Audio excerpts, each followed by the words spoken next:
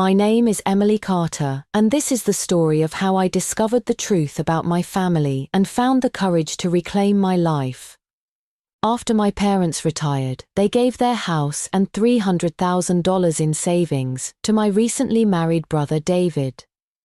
Then they presented me with a support agreement to sign. "Your brother just started his family and he's under so much pressure. You're the most successful one, so we'll be depending on you when we get old," they explained. The agreement stated that I would need to pay them $3,000 monthly for living expenses and cover all medical costs beyond what insurance would pay. I looked at my sister-in-law Jessica standing nearby with a smug expression on her face, and I smiled. "Sure, but first I need to go to the hospital for a DNA paternity test." My mother Margaret immediately panicked. "What test? You just don't want to acknowledge us as your parents." I replied slowly, "No, I just want to confirm who exactly you are the parents of."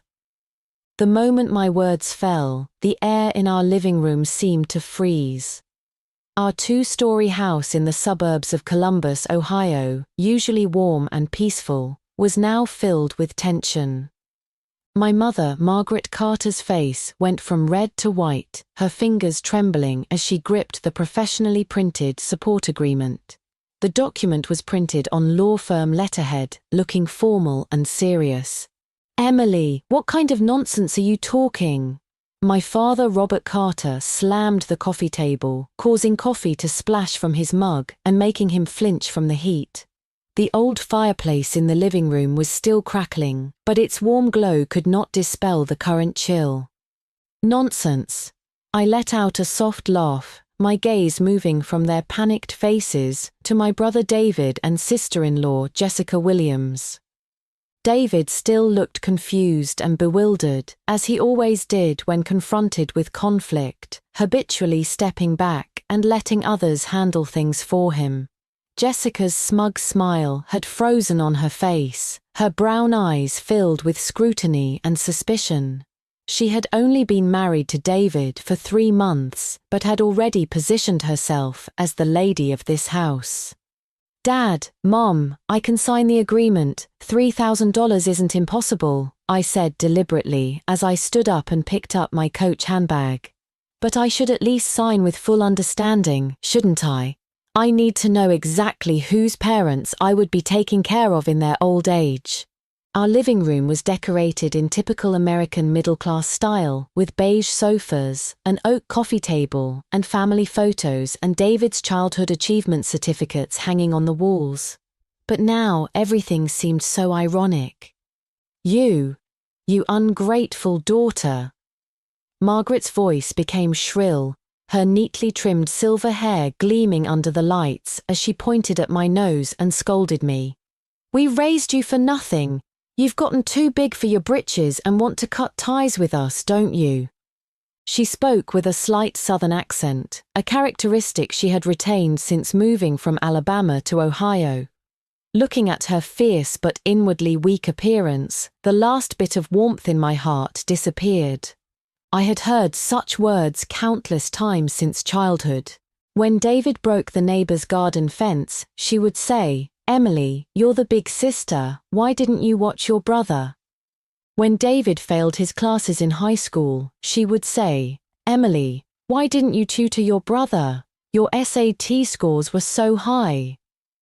I got into Ohio State University with a full scholarship, but the living allowance portion was used to buy David the latest Xbox gaming system, and she said, "Emily, you're the big sister, helping your brother more is only right."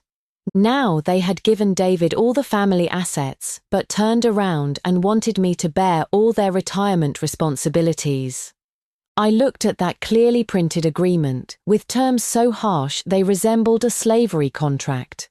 $3,000 monthly living expenses, all Medicare and insurance uncovered costs to be borne by me alone, including potential nursing home fees.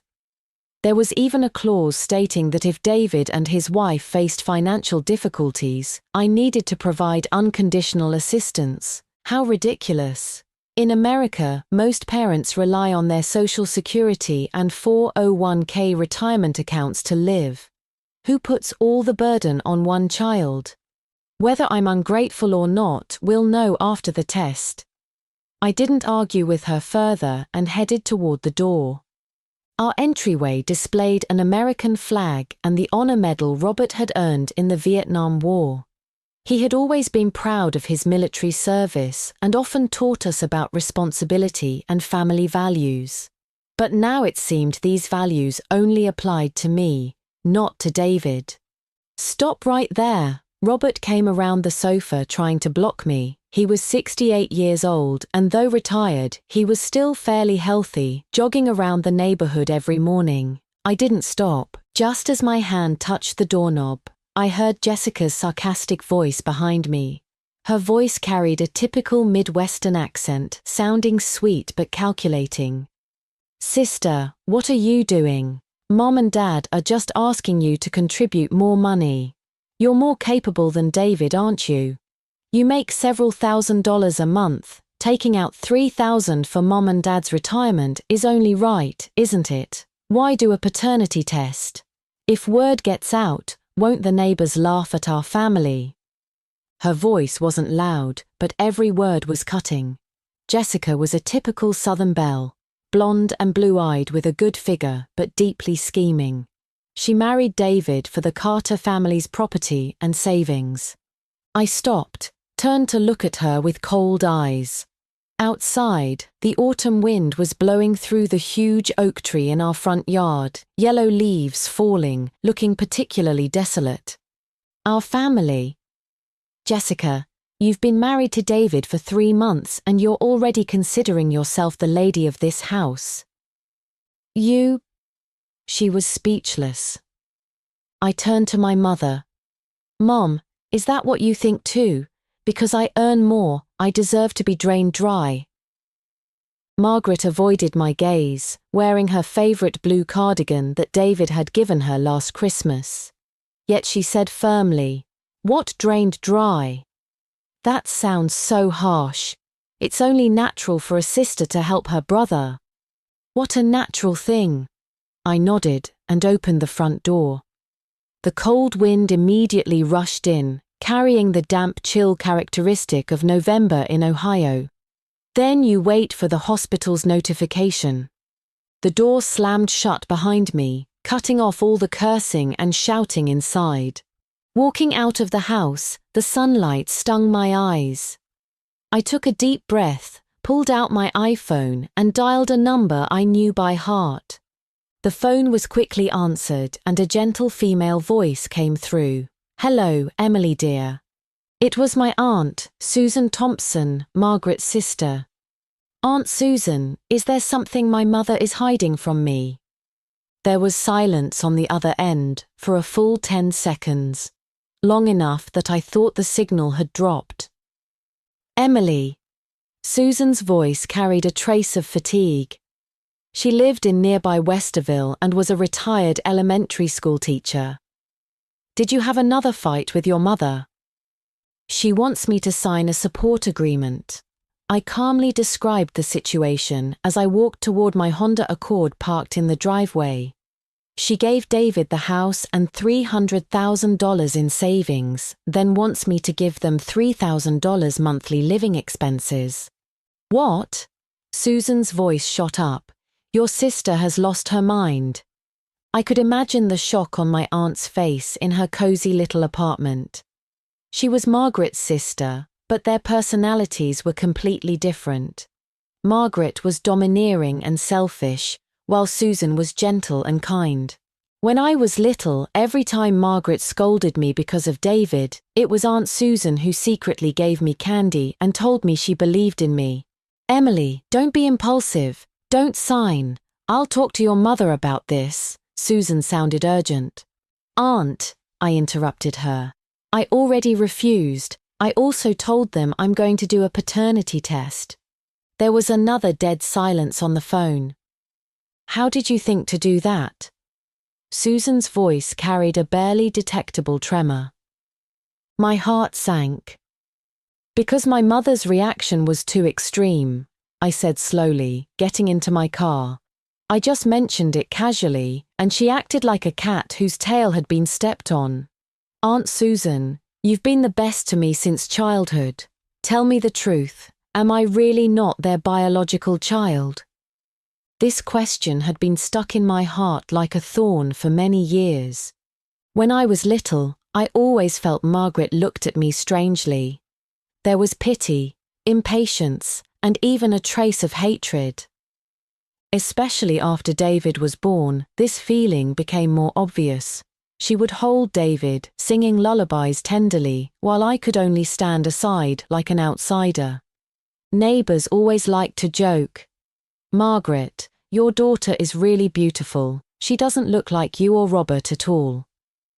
Every time she heard this, Margaret's expression would become very unpleasant, and she would hurriedly leave with me. Emily, don't overthink it. Susan's voice sounded panicked. There's no parent in the world who doesn't love their own child. Your mother just favors one over the other, is more biased toward David. Don't take it to heart. The more she explained this way, the heavier my suspicions became. Aunt, I remember when I was 5, I had a high fever and almost died. I was lying in bed, half conscious, and heard you and my mother arguing. You said, "Sister, you can't treat Emily like this, she's also a life. If it weren't for back then." I couldn't hear the rest clearly. Aunt, what was it for back then? That vague memory was the source of my suspicion. On the other end of the phone, Susan's breathing became heavy. After a long while, she sighed deeply. Emily, what happened back then was complicated. Give me some time, okay? I'll give you an explanation. Okay. I hung up the phone, feeling no emotion in my heart. An explanation? I no longer needed an explanation. Aunt Susan's reaction had already given me the answer. I opened the Uber app on my phone and located the largest genetic testing center downtown. Whatever the truth was, I wanted to uncover it with my own hands. The car sped along Ohio's highways, with typical Midwestern plains scenery outside the window, cornfields stretching as far as the eye could see. My phone started vibrating frantically. It was David calling. I hung up directly. Immediately, a text message popped up. David. Sis, what exactly do you want? Must you make the family a complete mess before you're happy? Looking at those words, I sneered and blocked him directly. Soon, Jessica sent a friend request with a message. Emily, let's talk nicely. Don't be too extreme. I clicked reject. The world was finally quiet. I leaned against the car window, watching the rapidly retreating street scene outside. Columbus's skyline gradually became clear, with skyscrapers gleaming in the setting sun. For 27 years, I had tried hard to play the role of a good daughter and good sister. I thought if I did well enough, I could earn equal love from my parents. Now it seemed it was just my wishful thinking. An hour later, the car stopped in front of the genetic testing center. This was a modern medical building with glass exterior walls reflecting the sunset's glow. I walked in and calmly said to the receptionist, "Hello, I'd like to do a personal DNA paternity test." The receptionist was a middle-aged African-American woman who looked at me kindly. "Of course, we'll need samples from you and both your parents. If they can't come in person, we can also provide at-home sampling kits." "That won't be necessary," I said. "I just need to do a DNA comparison between me and my aunt to confirm whether we have a blood relationship." The nurse nodded and handed me a form. "Please fill out this consent form. Results will take about 3 to 5 business days." Walking out of the genetic testing center, a weight lifted from my heart. Modern technology was advanced enough that I only needed to provide my saliva sample to test blood relationships with relatives recorded on my household registration, namely, my Aunt Susan. If the test showed we had no blood relationship, the truth would be self-evident. All that remained was waiting. Returning to my downtown apartment, I found two people standing at my door as soon as I opened it. It was my father, Robert, and my brother, David. Robert looked angry, wearing his signature denim jacket. David kept his head down, not daring to look at me, holding his iPhone, probably having tried to contact me on the way. "You finally know to come back," Robert greeted me with an accusation as soon as I entered. I ignored him and walked straight to the living room. My apartment was a one-bedroom in downtown, simply and modernly decorated, with floor-to-ceiling windows overlooking the entire Columbus City. I had bought this after working for 3 years. Though not large, it was completely mine. "Emily, I'm talking to you." Robert followed, blocking my path. "Where did you go today? Did you really go to the hospital?" "Yes." I raised my eyes and looked at him coolly. "I went and finished everything. The results should come out in about a week." Robert's face instantly turned livid. He raised his hand as if to hit me. I stood motionless, looking at him without fear.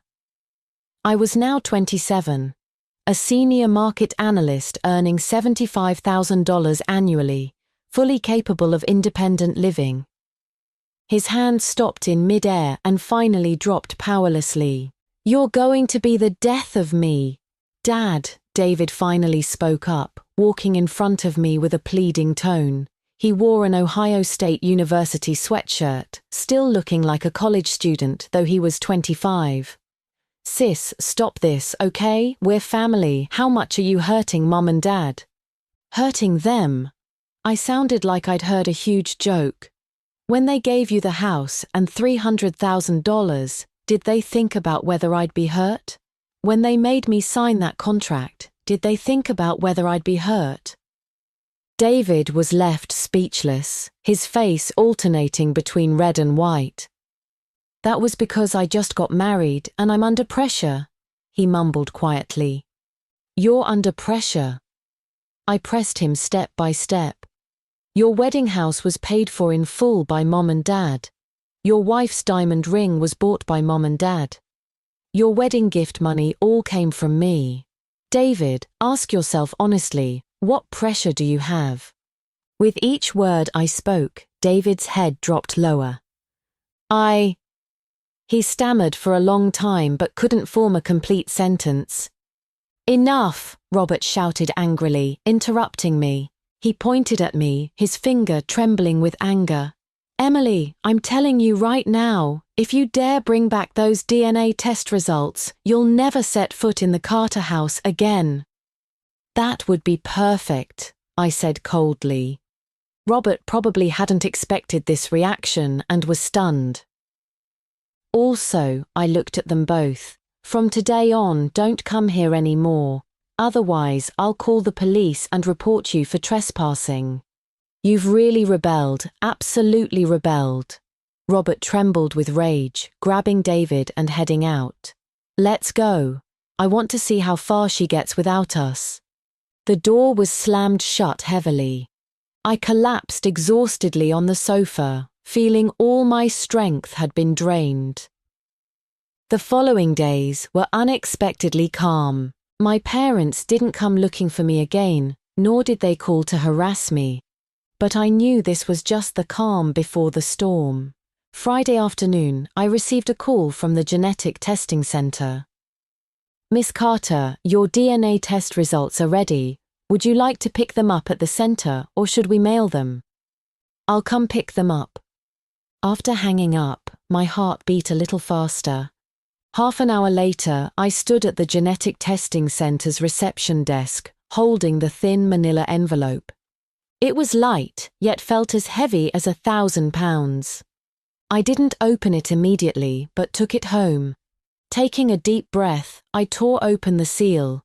A beautifully printed report, densely filled with various data and technical terms.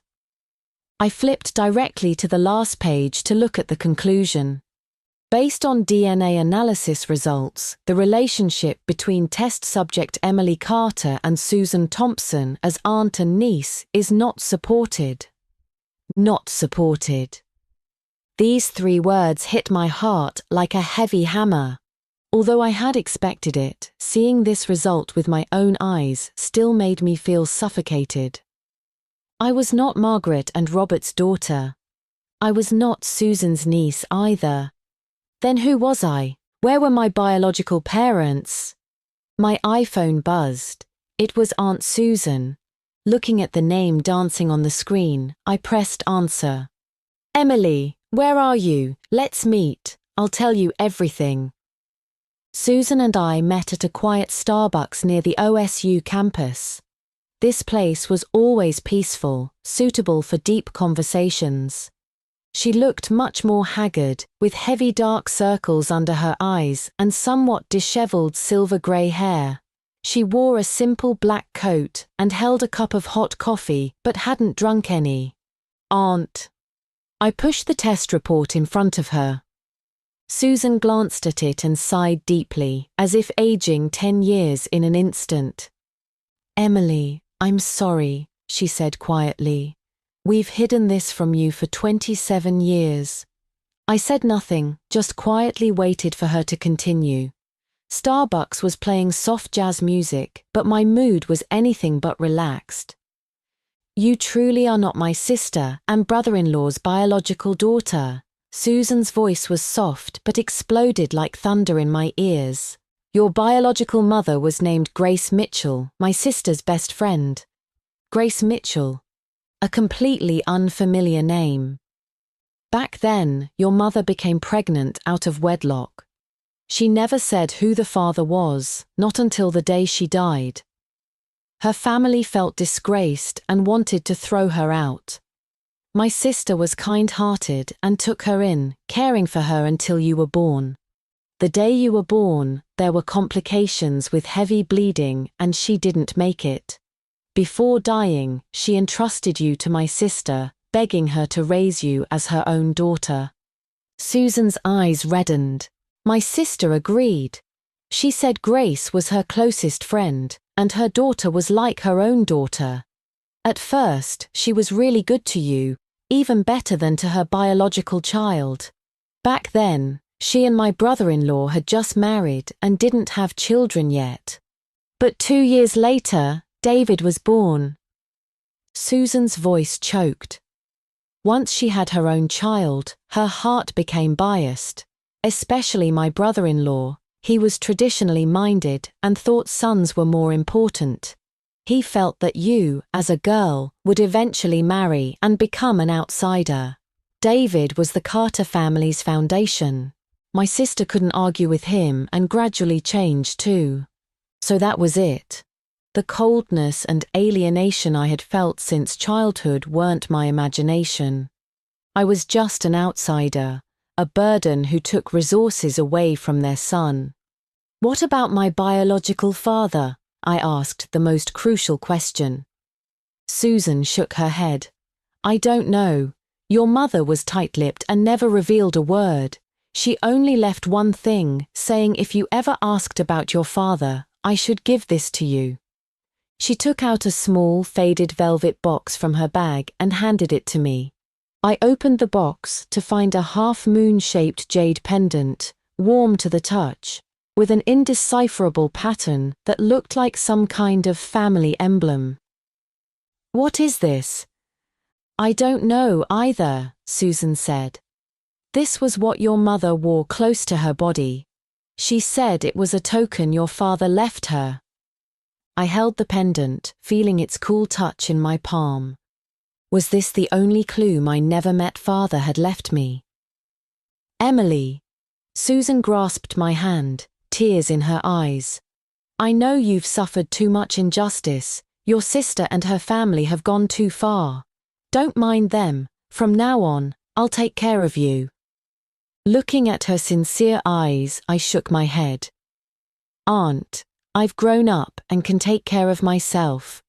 Thank you for all these years. If not for her, my childhood might have been even darker. After saying goodbye to my aunt, I wandered aimlessly through Columbus's streets alone. The sky gradually darkened as lights began to twinkle. November in Ohio was already quite cold, with pedestrians bundled in thick coats. I suddenly felt it was all so ridiculous. The family I had devoted 27 years to had been a lie from the beginning.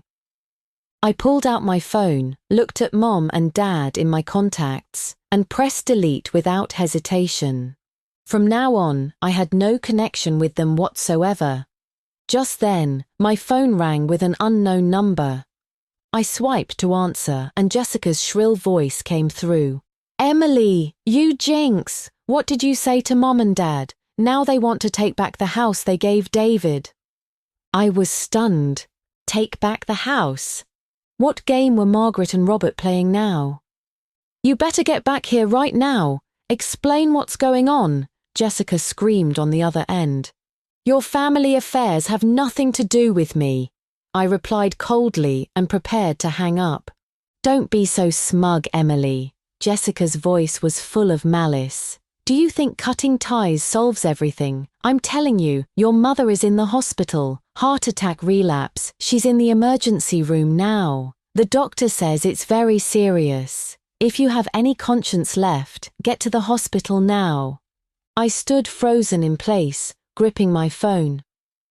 Margaret had a heart attack relapse. Despite knowing the truth, despite being full of resentment, when I heard this news, my heart still clenched uncontrollably. That was, after all, the person who had raised me for 27 years. "Which hospital?" My voice was hoarse. Jessica gave me the hospital name and department, then added viciously, "If you don't come and something happens to her, I'll make sure you feel guilty for the rest of your life." The call was hung up. I stood on the bustling street, watching the traffic, feeling momentarily dazed. Go or not go? Reason told me this might be another trap, a new means to force my compliance. But emotionally, I couldn't truly ignore it. What if it was real? I struggled for a long time but eventually called an Uber and gave the hospital's name. Half an hour later, I arrived at the Ohio State University Wexner Medical Center.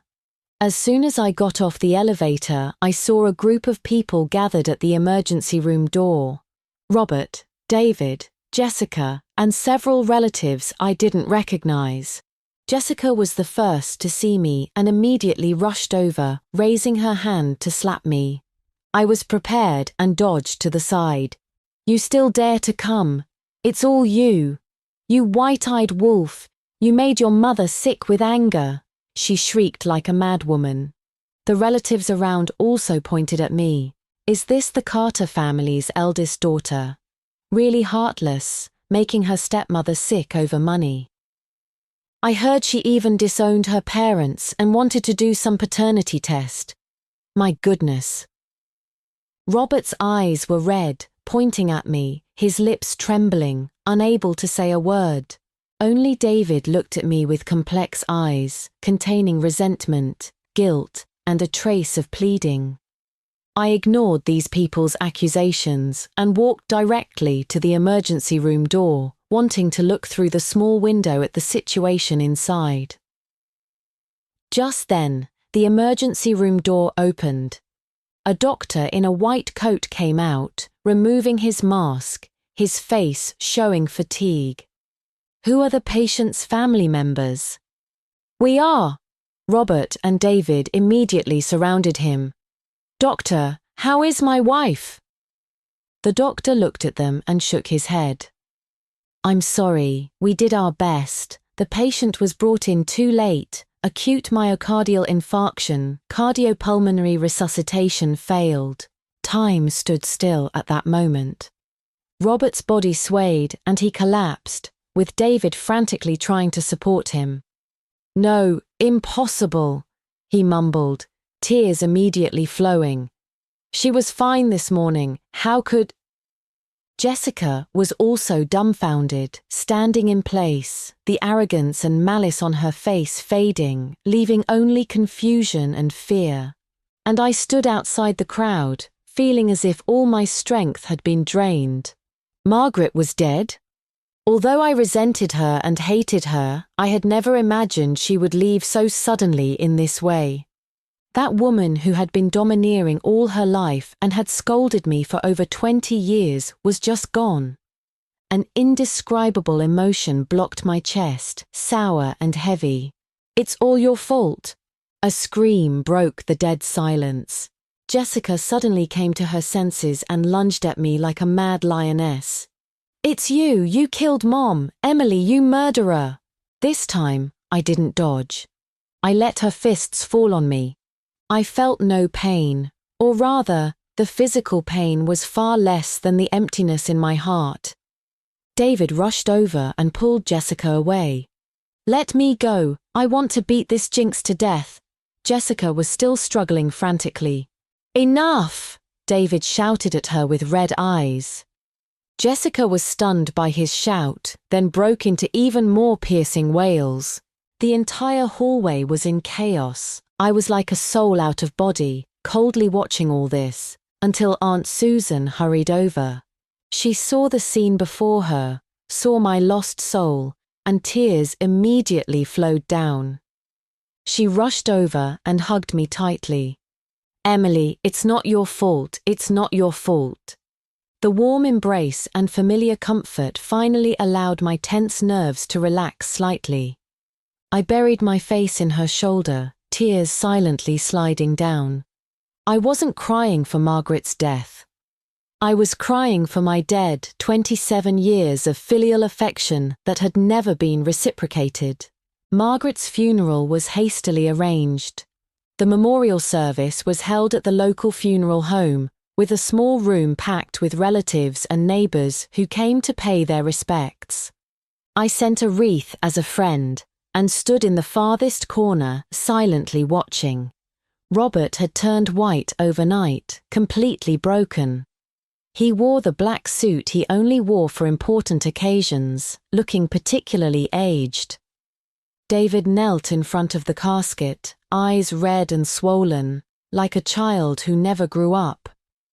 Jessica was busy greeting relatives. Though her face showed grief, there was a barely detectable shrewdness and calculation deep in her eyes. I saw her pull Robert aside several times, whispering something while Robert just numbly shook his head. After the funeral, relatives gradually dispersed. The lawyer publicly read Margaret's will, a formal legal document that was clearly drafted at a professional law firm. The will's contents were simple. All her assets, including the main residence and $80,000 in savings, were left entirely to her son, David Carter. As for me, Emily Carter, the will made no mention of me whatsoever. After the reading, Jessica immediately showed a triumphant expression, looking at me provocatively as if to say, "See, you get nothing." I remained expressionless. All of this was within my expectations. I turned to leave, but Robert called out to me, "Emily!" His voice was terribly hoarse. I stopped, but didn't turn around. "Your mum, before she died, she kept calling your name." He choked up. "She told me to tell you she was sorry." "Sorry? If sorry worked, what would we need laws for?" I didn't respond and walked out of that suffocating funeral home. Behind me came Jessica's sour complaints. "What's the use of saying these things when she's already dead?" "Dad, Mum's funeral still costs quite a bit of money, you see." I didn't listen further. From now on, anything in that house had nothing to do with me. I thought this matter would end there. I would completely bid farewell to the past and start a new life. But a week later, I received a call from Robert. His voice over the phone was filled with exhaustion and despair. "Emily, could you lend me some money?" I was somewhat surprised. Hadn't Margaret just given all her assets to David? The house, $80,000 in cash. How could they need to borrow money so quickly? "What happened?" I asked patiently. "It's Jessica." Robert's voice carried shame and anger. She took the $80,000 your mum left David, plus the $120,000 from our retirement account, and used it all as a down payment for her brother's house in California. I could hardly believe my ears. Jessica was that bold. What about David? Doesn't he care? Him? Robert laughed bitterly. He's completely under Jessica's spell, listens to everything she says. Now that woman took the money and said she's going back to her family in California. We can't even reach her by phone. What about the house? Isn't there still the house? The house is in both David and Jessica's names. Without her consent, we can't sell it. I don't even have money to buy your mom a decent burial plot now. By the end, the man on the phone was actually crying. A man over 50, a veteran, crying like a child. I fell silent. Should I sympathize with him? It was he who had created today's situation. It was he who favored sons over daughters, indulged his son, and mistreated his foster daughter. Now being deceived out of his retirement money by his daughter-in-law and ending up like this was just what he deserved. That's your family business. I can't help you. I coldly refused. Emily, I'm begging you, Robert pleaded. Consider it a loan from your dad. I'll definitely pay you back. I really have nowhere else to turn. You're not my dad. I reminded him of this fact, word by word. The breathing on the other end stopped. I know I've wronged you. Robert's voice was full of regret. But your mum, she raised you for 27 years after all. Just take pity on me and let her go with dignity, okay? Moral blackmail again. I hung up the phone and blocked his number. I wouldn't soften my heart anymore. My kindness would only make them think I was weak and easy to bully. However, I still underestimated their shamelessness. 2 days later, a post titled, "Heartless Woman Refuses to Support Foster Parents, Refuses to Buy Burial Plot After Foster Mother's Death," went viral on local Facebook groups and Reddit forums. In the post, I was portrayed as a money-grubbing, ungrateful person. The post detailed how I refused to support my parents, how I angered my foster mother to death, and how I refused to pay for even a burial plot after her death. The poster even included my photo, company name, and position. For a time, I became the target of citywide condemnation. My company's phones were flooded with calls, and my LinkedIn and social media accounts were filled with malicious comments. I knew this was Robert and David's doing. They wanted to use public pressure to force my compliance. Fine. Since you're being ruthless, don't blame me for being unjust. I didn't rush to clarify, but first contacted a lawyer friend, then scanned and backed up the DNA test report, Margaret's handwritten will, and that harsh support agreement. Then I called Aunt Susan. "Aunt, would you be willing to testify for me in court?" Susan didn't hesitate for a moment. "I'm willing." Her voice was firm. "They're bullying you too much.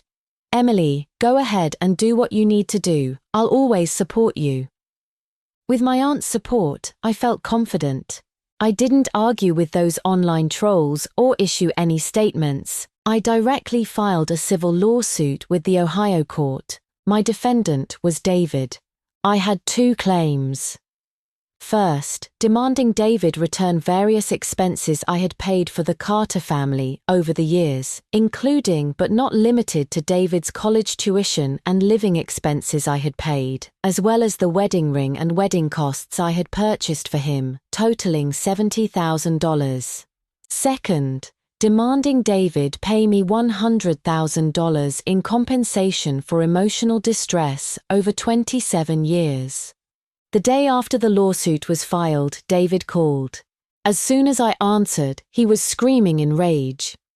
"Emily, are you crazy? You're actually suing me and demanding $170,000. "I'm not crazy." My voice was calm. "I'm just taking back what rightfully belongs to me." What belongs to you? Wasn't all the money you spent voluntary? You're the big sister, isn't spending money on your little brother only right? He was still using that ridiculous logic to argue with me. David, I'll say it again. I'm not your sister. I coldly interrupted him. Legally, we have no relationship. Every penny I spent on you has bank transfer records. As for emotional distress compensation, I think the judge will support me. You're dreaming. David's voice trembled with anger. I won't give you a single penny. Then we'll see each other in court. I hung up directly. I knew he would tell Robert about this. Sure enough, half an hour later, I received a text from Robert. It was very long, all emotional manipulation. He recalled my childhood memories, saying that although he was strict with me, he loved me in his heart. He said although Margaret was biased, she had also stayed up nights and cooked for me. He said family shouldn't fight in court and let outsiders laugh at them. Finally, he begged me to drop the lawsuit, saying if I did, he would agree to anything. Looking at those hypocritical words, I only felt disgusted. If you had known this day would come, why did you act that way in the first place? I didn't reply and deleted the text directly. On the court date, I saw Robert and David. Robert looked 10 years older, completely grey-haired and stooped. David had a face full of resentment and indignation. Jessica didn't come. I heard that after she ran off with the $200,000, she completely disappeared. David went to her family in California, only to be told by her relatives that Jessica wasn't even their child. In court, I submitted all the evidence. The DNA test report proved I had no blood relationship with the Carter family. Years of bank transfer records clearly showed every penny I had paid for David. That ridiculous support agreement exposed their greed and shamelessness even more. My lawyer logically presented the entire sequence of events. When Aunt Susan testified as a witness, tearfully telling my life story and how I had been exploited and mistreated by this family all these years, there were sighs from the jury box. Robert kept his head down, trembling slightly. David's face alternated between green and white, his hands tightly clenched into fists. When it was the defendant's turn to defend, the public defender David hired tried to define my contributions as voluntary gifts between family members. But this defense appeared pale and weak in the face of the ironclad evidence of no blood relationship. Finally, the judge announced the verdict. The judgment completely supported my claims. David had to return $70,000 in various expenses within 1 month and pay me $100,000 in emotional distress compensation. When the gavel fell, I saw David collapse completely in his chair. Robert looked at me with an extremely complex expression. There was regret, unwillingness, and a trace of pleading. I ignored him and turned to walk out of the courtroom. The sunlight outside was brighter than ever before. After the judgment took effect, David didn't comply within the specified time. He played hide and seek with me, not answering calls or responding to messages. I directly applied to the court for enforcement. The court quickly seized half the property rights of the house under David's name. Now David was completely panicked. He actively called me, his voice full of pleading and fear. "Sis, no, Emily, please let me go. If that house is auctioned, I'll really have nothing left. You brought this on yourself. I don't have money. I really don't have money. Jessica took all the money and ran. Where can I get $170,000? He was crying on the phone. Then use the house to pay the debt. No, he screamed. That's my wedding house. It's the only memory my mom left me. The only memory your mom left you is for you to occupy things that don't belong to you and then be a waste with peace of mind. My voice was cold as ice. The phone went silent. After a long while, Robert's hoarse voice came through. Emily, I'm begging you, spare your brother. He's already destroyed. The people who destroyed him were you, not me. I didn't want to waste more words with them and hung up directly. A few days later, the court appraised the seized property and prepared to enter judicial auction procedures. Robert was probably truly at his wits' end. He brought David to my company. That day I was in a meeting when my assistant knocked and came in, saying 2 Mr. Carters were looking for me, without an appointment, and wouldn't leave the front desk. I walked out of the conference room and saw Robert and David standing in the lobby, attracting the attention of passing colleagues. "What are you doing here?" I frowned. "Emily." Robert saw me like seeing a savior, stepping forward to grab my hand. I stepped back, avoiding him. "Let's talk, okay? Just 5 minutes," he pleaded almost humbly. I looked at his aged face and David's lost appearance, feeling no emotion in my heart. I took them to an empty conference room. As soon as I closed the door, Robert fell to his knees with a thud. I stepped back in shock. "Dad! What are you doing?" David was also startled and tried to help him up. "Don't interfere." Robert pushed his hand away, looking up at me with tears streaming down his face. "Emily, it was Dad's fault before. Dad wronged you. I'm kowtowing to you. Please spare David this once." He actually started to kowtow to the ground. I felt annoyed. "Get up, speak properly." But Robert refused to get up, only crying and saying, "If you don't agree, I won't get up." This was their usual trick, using family affection and moral blackmail on me. Unfortunately, this approach no longer worked on me. "Your kneeling here is useless." I looked at him coldly. "The law is just. What he owes me, he must pay back." "But he really has no money," Robert wailed. "Must you force our entire family to death before you're satisfied?" "What's forcing you to death is your own greed," I said word by word. "When you forced me to sign that support agreement, did you think about my life or death? When you spread rumors and slandered me online, did you think about my situation?" My questions left Robert speechless. David, who had been silent, suddenly raised his head, his bloodshot eyes staring at me deadly. "Emily," he said through gritted teeth, "I can pay you back the money, but you must agree to one condition." I looked at David. The malice in his eyes made me feel like he was a stranger. "What condition?" "Give me the pendant that your mom, that my real mom left behind," he said word by word. I was stunned. How did he know about the pendant? Could it be? An absurd thought flashed through my mind. I unconsciously touched the half-moon jade pendant hanging around my neck. "How do you know about the pendant?" I stared into his eyes. David's eyes flickered and he avoided my gaze. "Don't worry about how I know, just tell me if you'll give it or not. If you give it, I'll find a way to get the money to pay you back immediately. If you don't, at worst we'll destroy each other.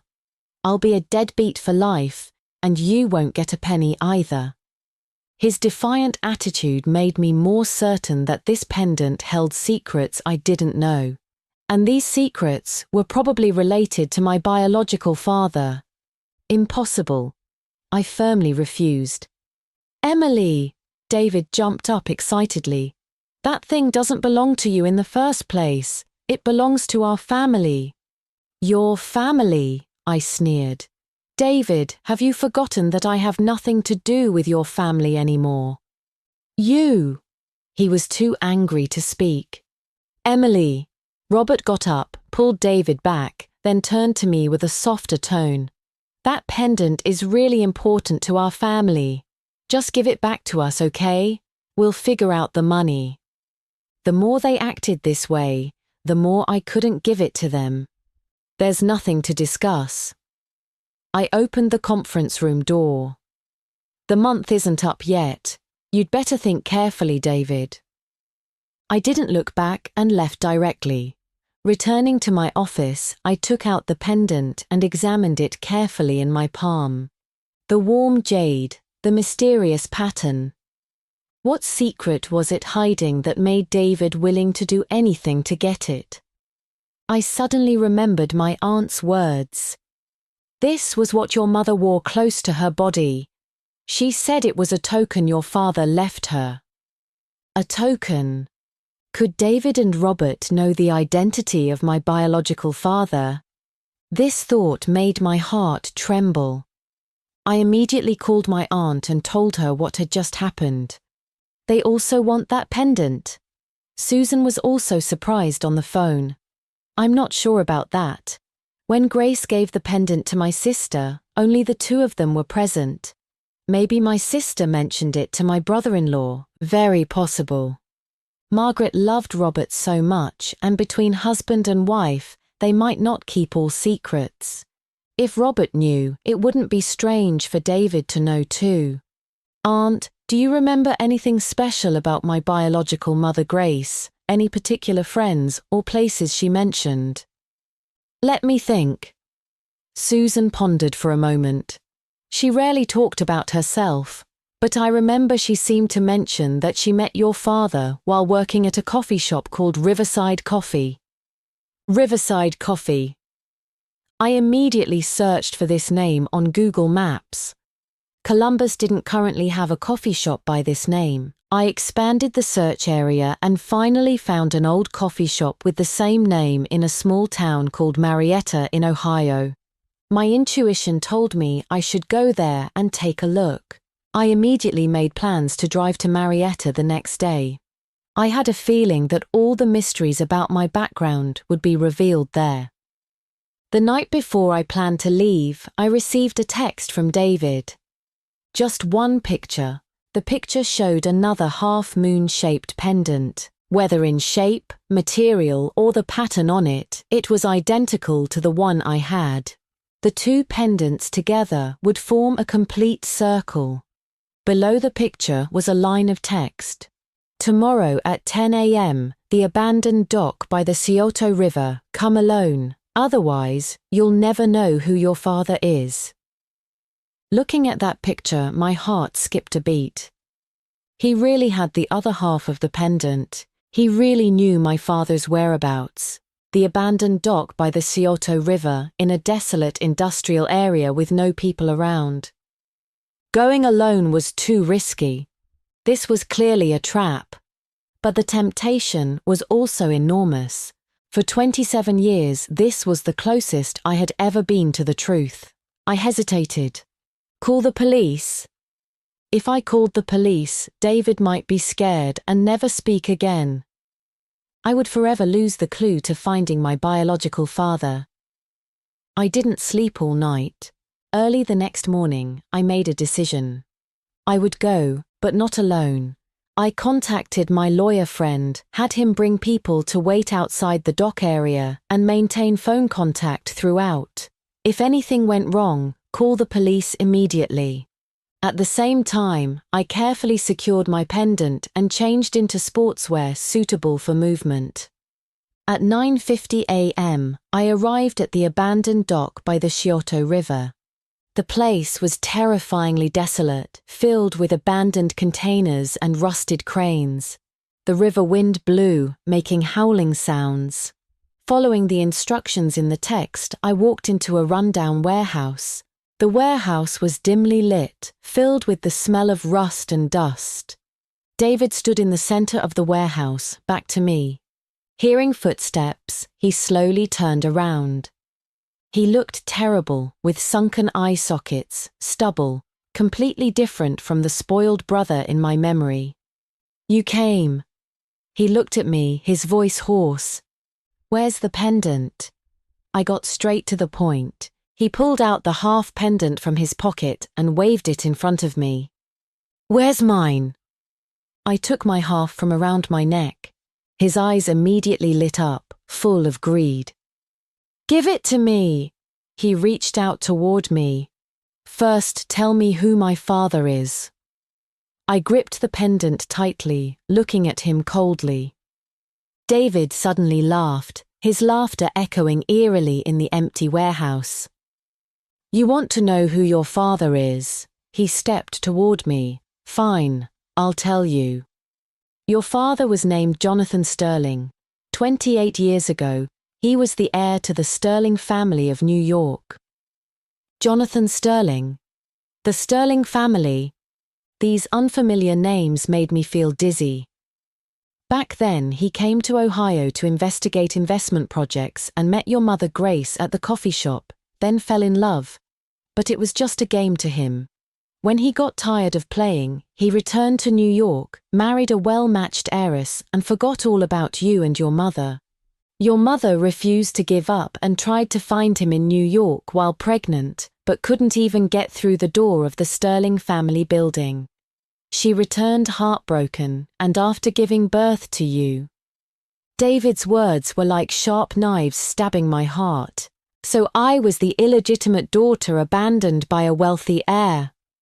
My mother died of depression because of this. This pendant was the token he left your mother.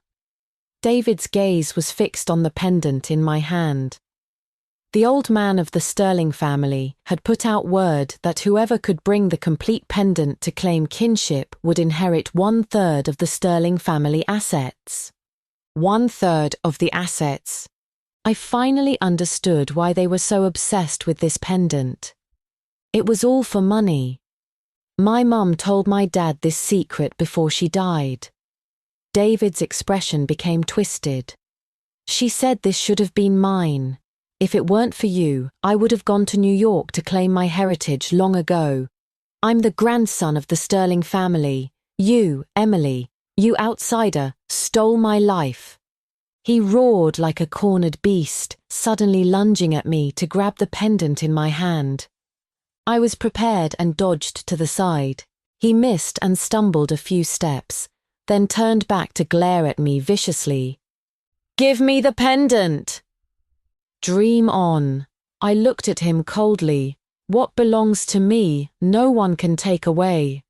Then you can die. He suddenly pulled out a gleaming knife from behind and lunged at me again. My pupils contracted as I instinctively stepped back. The warehouse was full of debris, and I tripped over a discarded oil drum, falling heavily to the ground. David grinned wickedly and raised the knife, stabbing down at me viciously. At the critical moment, the warehouse door was kicked open. Police! Don't move! Several powerful flashlight beams shone in, so bright they hurt the eyes. My lawyer friend rushed in with several Columbus police officers, immediately subduing David. The knife clattered to the ground. David was still struggling and cursing frantically. Emily, you dare to trick me! I'll never let you go, even as a ghost! I got up from the ground, watching David being firmly held down by the police, feeling no satisfaction in my heart, only icy desolation. This was the little brother I had once treated with complete sincerity. For money, he could kill me without hesitation. The police searched the warehouse and quickly found the other half of the pendant David had hidden. David was taken away on the spot for assault with a deadly weapon and attempted robbery.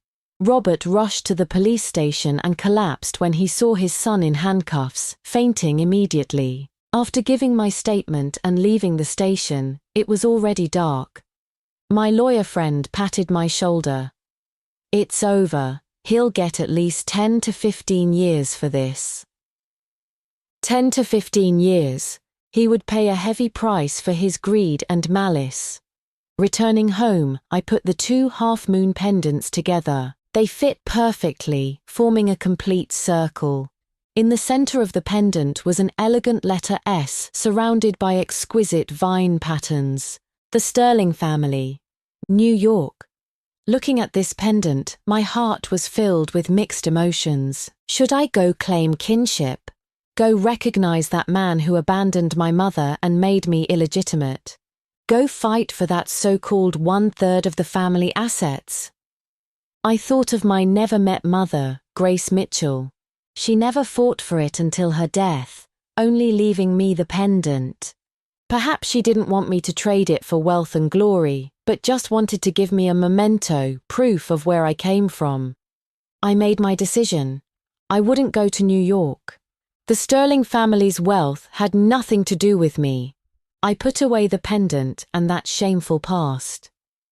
A few days later, David's house entered judicial auction proceedings. Eventually, the house was successfully auctioned, and after paying my compensation, there was still some money left, which was given to Robert. I heard he used that money to buy a burial plot for Margaret, then took the remaining money and moved to Florida, disappearing without a trace. This family that had brought me endless pain finally completely disappeared from my world. I no longer struggled with whose daughter I was, nor did I resent those who had hurt me. I was just me, Emily Carter, an independent woman who could live brilliantly on her own. As for the pendant, I donated it to the Columbus History Museum. It carried a sad past, but it shouldn't define my future. My future would be written by myself. In this land of America, everyone has the chance to start over and pursue their own American dream. And my dream didn't need to rely on anyone's bloodline or wealth. My own effort and persistence were enough. That was all I needed.